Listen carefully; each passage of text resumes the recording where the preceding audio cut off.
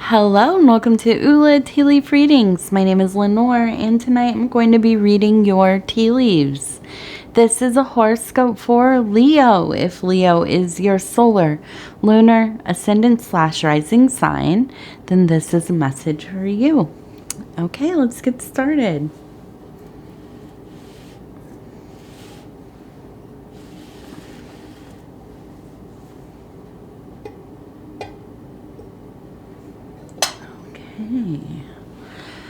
And knock, knock, knock. Here we go. I forgot to move my light over here. All right, here we go. Here we go. And so our card tonight is the Two of Cups, and that is related to love. This is all about emotional harmony, happiness in love, partnership, a union of two parts. And so we'll see how this might relate to these images here.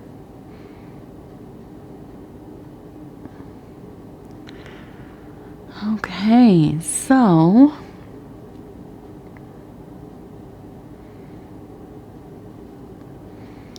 I'm going to start with, we have, it looks like an ant.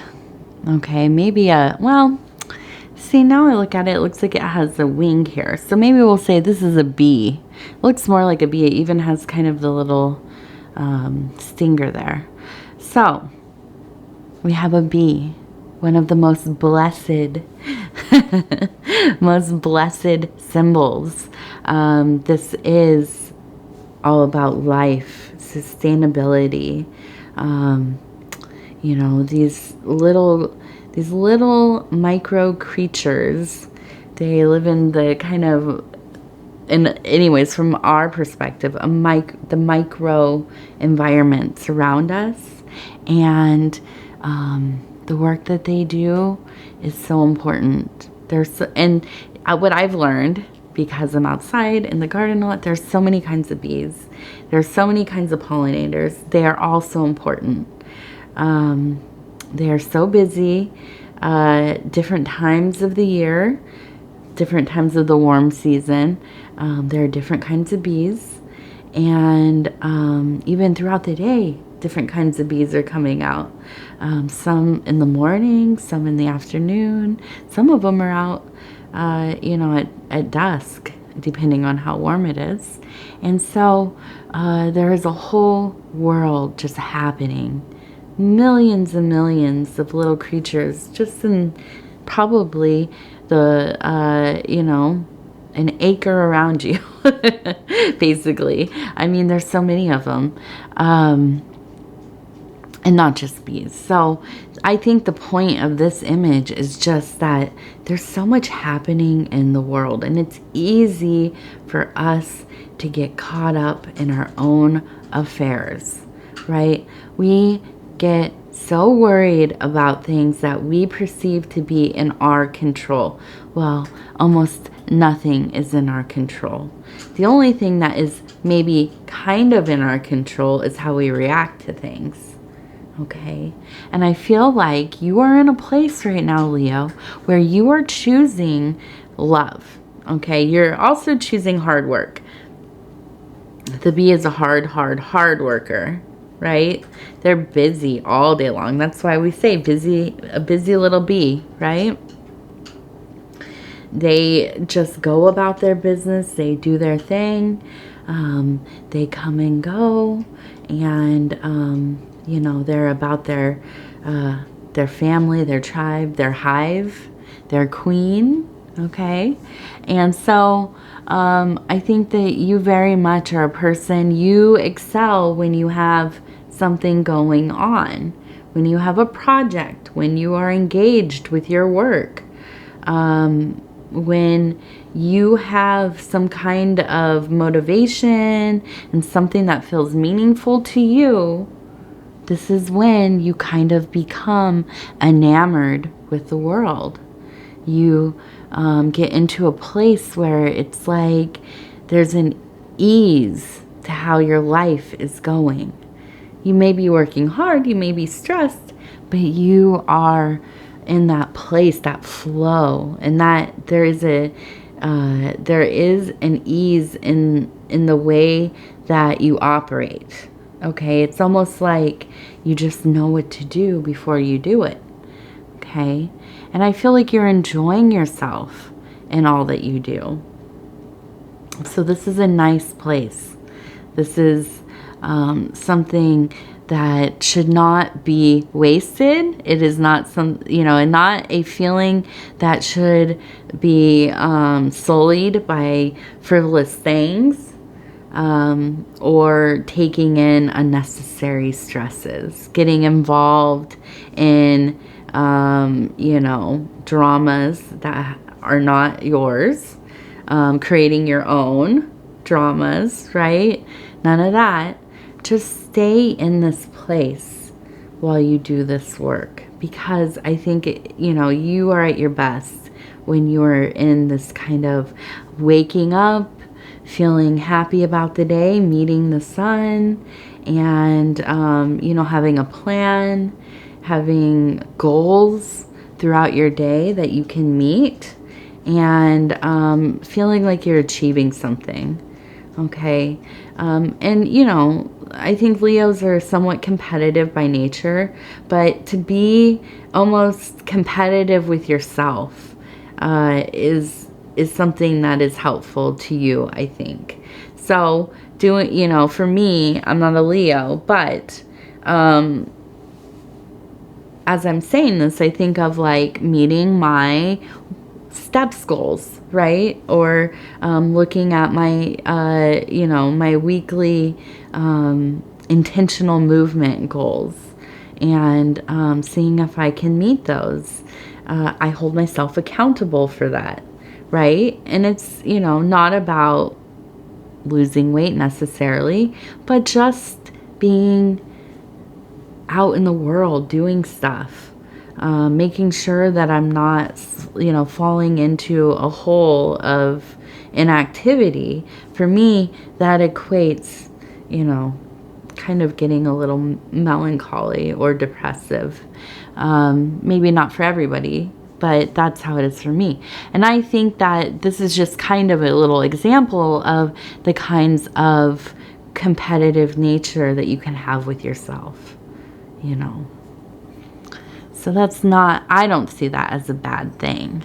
Now, when we turn this way, I see this interesting picture. It looks like we almost have a dog or a wolf, and it's standing up on its legs, and it looks like it's embracing somebody.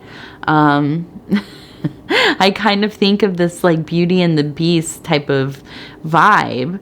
But I think more than that, this is kind of this embracing that animalistic nature, these kinds of base, passionate,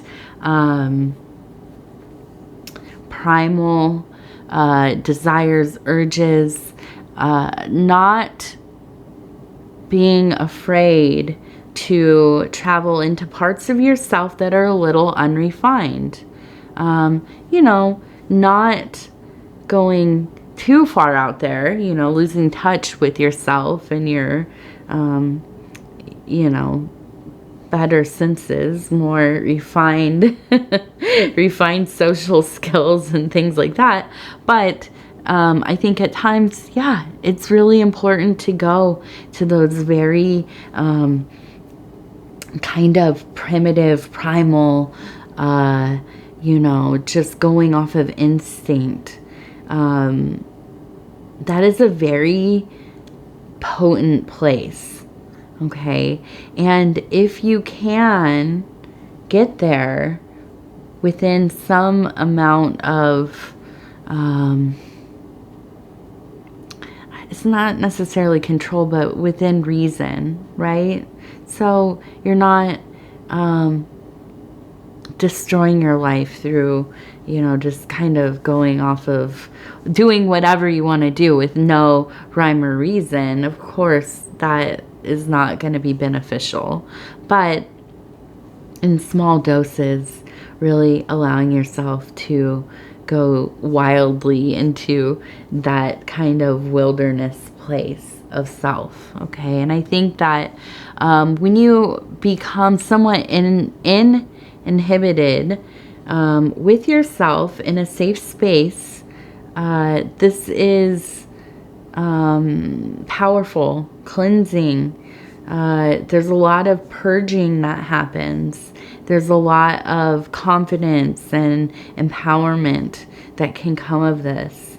I myself like to use like primal screaming, which is just literally like guttural screaming, to help get out some of the stuck energies and emotions that,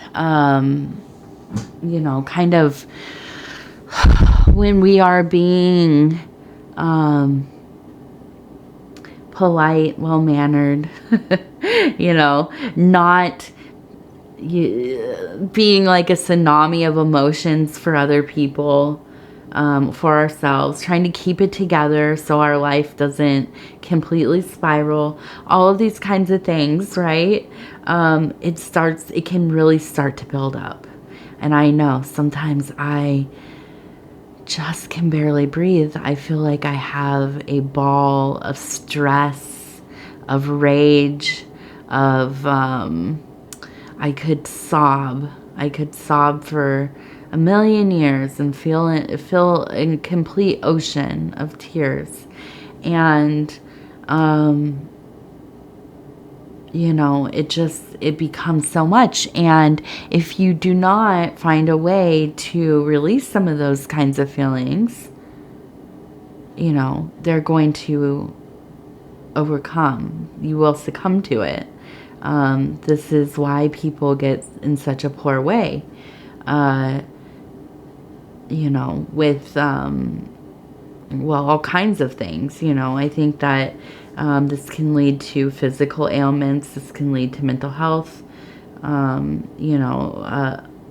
Just having really terrible relationship patterns, dynamics, and so on. So it's important to find ways to get rid of some of this stuff, these feelings, to let them go, to let them out, let this steam off a bit.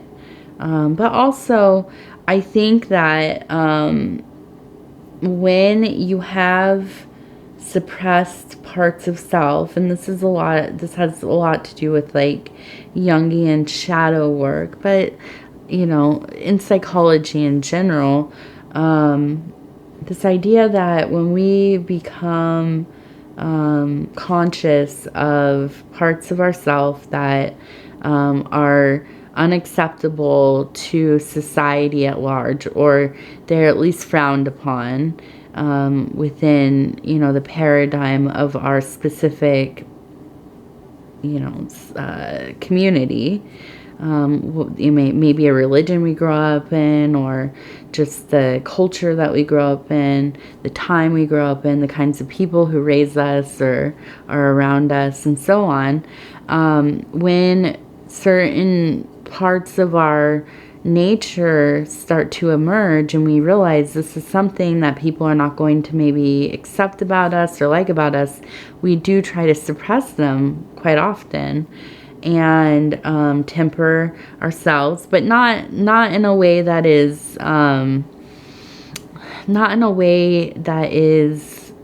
for the sake of refinement, but truly just to bury it. And what this does is it, I think, will create room for later, like, enlarged deviance or, fixations and, just unhealthy coping surrounding these things that we hide about ourselves. Okay. And so I think, as a woman, somebody who has always kind of mostly identified as a feminine person, not wholly, but, you know, the time that I grew up in, women's, there obviously was a feminist movement, but a lot of chaotic messaging from both sides, from all sides really, about how do women, you know, appropriately express themselves, especially their sexuality, their desires, you know, what is normal, what is not normal, what is allowed. Do we only feel these things because, you know, of the male gaze and these kinds of things. I mean, it's a lot, right? And from a young age. And so it's easier just to kind of just push it down, push it away, and it can become very unhealthy. It can manifest in ways that we don't know how to deal with, right? It can manifest in the kinds of relationships we have, the kinds of people who we choose to allow into our lives. And so when I see an image like this, I think this means that you are in touch with parts of yourself, and it does not have to be about sexual desires or anything like that. Identity, proclivities, whatever. It doesn't matter. That's not what this is just one of the more sensitive topics. Even now, in the year 2023, still very sensitive topic. And so, you know, it seems that you are genuinely in touch with some of these things within yourself. Now, are you finding healthy outlets? Are you finding ways to express yourself? And this is also where I like to talk a lot about sublimation.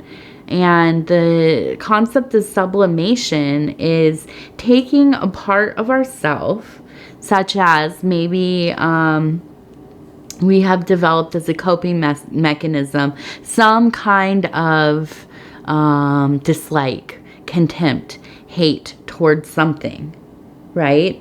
I'm trying to think, what do I not like? You know, well, I don't dislike bugs, but here's a silly, you know, here's a silly example that maybe a lot of people don't like: spiders. Okay, so you have a deep hatred for spiders and you will, you know, destroy one on sight. Well, instead of being a, you know, spider killer, murderer, maybe you take that feeling, that hatred, that, you know, this lack of understanding or empathy or whatever it is, and you make it into kind of a focus of some artwork, something you create. You write stories about it. You make movies about it. You write songs about it. You know, whatever it is. And that is sublimation. Okay, so taking these kind of ill-affecting parts of self and making something with it. Something that people can hear, understand, relate to. Something that you are purging some of that pent-up feeling through creating, through birthing something. And that is truly an act of love, in my opinion. Okay, that is really a unification of two wholly different parts. Okay, and that is something very beautiful.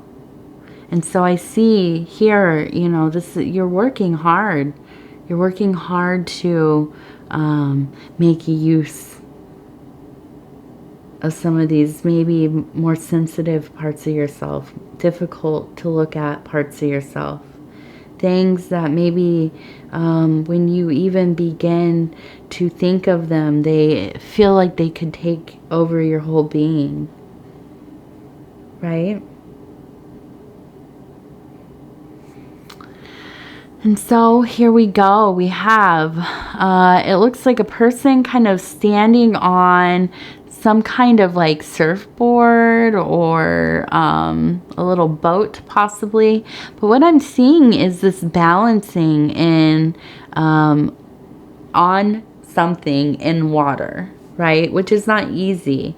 So maybe paddle boarding, something like that. So just the effort of being able to lift yourself up and then keep balance. And this has a lot to do with the same work, okay? Lifting yourself out of outmoded, ways of thinking, living, coping mechanisms that do not serve you,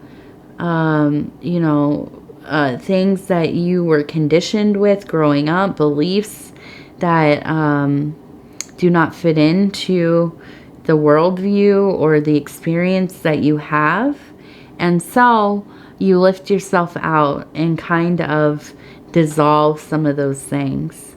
Okay, they fall away and you are able to move more freely, right? So much of our lives, at least where we are, at least I can't speak for everywhere. I have only lived in America, so I can say that about our life in America to some degree, right? And from a privileged standpoint, that so much of our lives is about our own kind of mental imprisonment. We create our own kinds of cells through our beliefs, through our, not for having beliefs and not being curious enough to explore them. And I think that's the thing, right? We just like very vaguely experience something. We create this, and this is what the human brain does. It likes to categorize. It likes to kind of, build a larger picture with as little information as it can. And that's what happens a lot, is that we get a few little pieces of information and we create this whole idea in our head about something. And then if we don't look at it more deeply, we don't understand really what's happening. We don't have varied perceptions or kind of vantage points of perspective. And then we have a really limited understanding. And that leads to kind of, becoming just misinformed, And so when we get to a point in our lives where we start to realize this and we take ownership of it, we understand. We don't know everything. We probably barely know anything at all. The things that we've been told, probably those people didn't know what they were talking about most of the time. How many times were you told something as a child only to now you have Google, you have the internet. It was absolutely not even in the realm of reality. It was just something made up. Passed along and changed because people forgot parts or, whatever. So, lifting ourselves out of kind of that, those conditionings, those beliefs. I think, something along the lines of a very kind of Taoist approach to life, that you need very few anchor points of belief. There should be there should really, ultimately be probably none, right? No truths, especially no empirical truths. Just kind of whatever your consciousness is experiencing, letting it flow through you and out and, letting it go. I don't know how you get to there. I don't know. But there's a lot of freedom in letting go of some of this stuff. And it is a road to joy. Not always joy, but more joy. All right, and then we have a boat. Actually, we have two boats, it looks like. We have a boat, and so I feel like there's just a real feeling of movement happening, moving forward, moving on.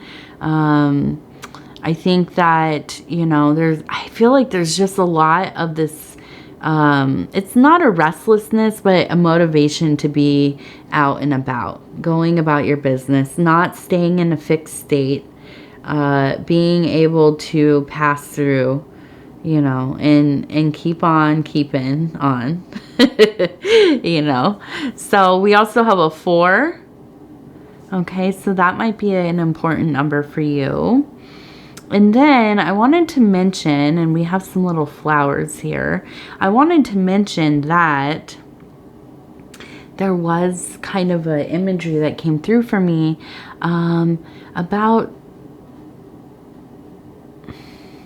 some kind of a person in your life who maybe is past, or maybe they're just older and you don't see them that much, but in your childhood they were a person that probably they really loved roses.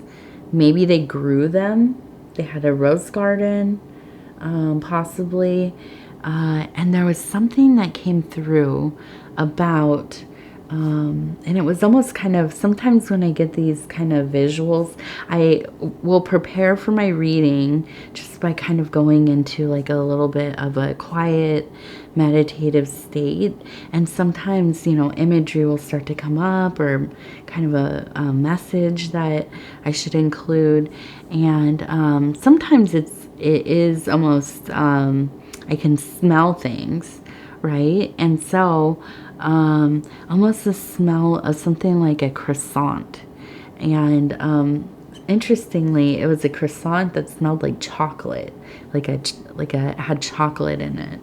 So I almost wonder, was that something that you ate together? Was that something that they like would have at their house, or a special treat, or something like that? So I don't know, maybe that will connect one or two people, maybe, I don't know. But if it does, I would love to hear about it. Okay, so we have really just kind of one little piece here, and it looks actually like a person who is bundled up in a little shawl. Okay, and to me, what this reads as is kind of I think of going out and looking at the stars, putting on a little jacket, something, and going out there and looking at the stars. And I think that that's your little homework. I don't know what's going to be there for you, but I think you know, it's, if you are up late enough when it's dark and you have a clear night, I feel like you should go out there and see what's going on. I don't think we look at the sky enough. You know, we get busy. Life is busy. So many things happening. When is the last time you just went outside, you know, at 10 o'clock, 11 o'clock at night and just sat and looked up? And now you may live in the city and you have a lot of light pollution. And I get that. That's hard. But there's still stuff to see, especially if you, you know, if you're further out, or if you can, you know, get in your car and drive out a little bit to the edge of the city or whatever, and just go and look. I remember a few months ago, I was taking out the trash really late, and and my husband was already in bed, sleeping probably. and this is me. I go outside, I see something cool, like a animal or a bug or, you know, something, and I run in. And I say, oh, you guys have to come see this. You know, so I got him up and I had him come outside with me, and we could see, it was a nice, perfectly dark night, and you could see the Milky Way stretch across the whole sky. I mean, it was just magnificent. I mean, my goodness. What a reminder of the glory of life, really. Just, it's indescribable. And so often it's right out there, just waiting for you to go look at it, to witness it. So I'm going to say thank you. If you would be so kind as to like the video, it's helping us get into the algorithm and grow the channel. If you have not subscribed, think about doing that. You can hit the little bell. It'll let you know when the next video is coming out. Other than that, you, if you want to leave a comment, I read all of them. And, you know, it might take me a minute to get back to them. Sometimes it's a day or two.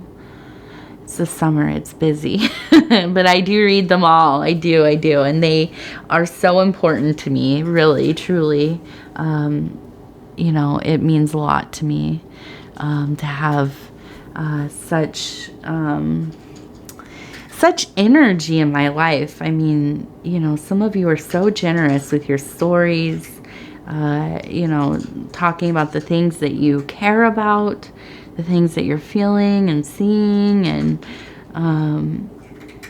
that just, you know, that really goes straight to my heart, my soul. And so I want to thank you again, and we will talk again in just a few days here.